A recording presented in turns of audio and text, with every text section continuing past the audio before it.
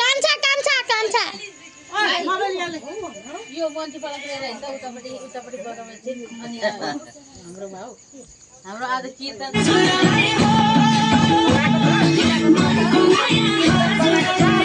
बोलाएको कि